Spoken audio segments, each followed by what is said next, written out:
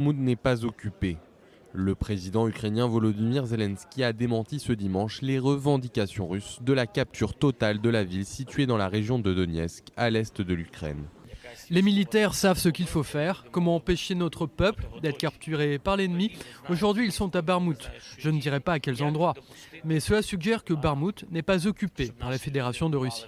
Selon Volodymyr Zelensky, les destructions causées par les combats à Bakhmout sont comparables à celles du bombardement atomique d'Hiroshima par les États-Unis en 1945. Je peux dire honnêtement que les photos d'Hiroshima détruites me rappellent Bakhmout et d'autres villes de ce genre.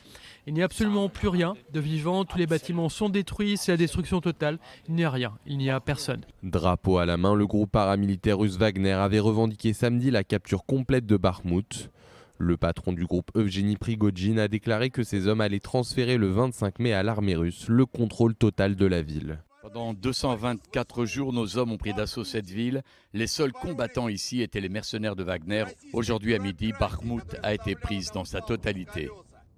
La bataille est la plus longue et la plus meurtrière du conflit. Si elle était confirmée, la prise de Bakhmout permettrait à Moscou d'afficher une victoire après plusieurs mois de combat. Mais elle interviendrait aussi avant une contre-offensive d'ampleur que Kiev dit préparer depuis des mois. L'annonce de la capture de Bakhmout intervient au moment où Washington a donné son feu vert à la livraison par des pays tiers de F-16 à l'Ukraine. Moscou a immédiatement averti les pays occidentaux concernés qu'ils couraient des risques colossaux si de tels appareils étaient bel et bien fournis à Kiev.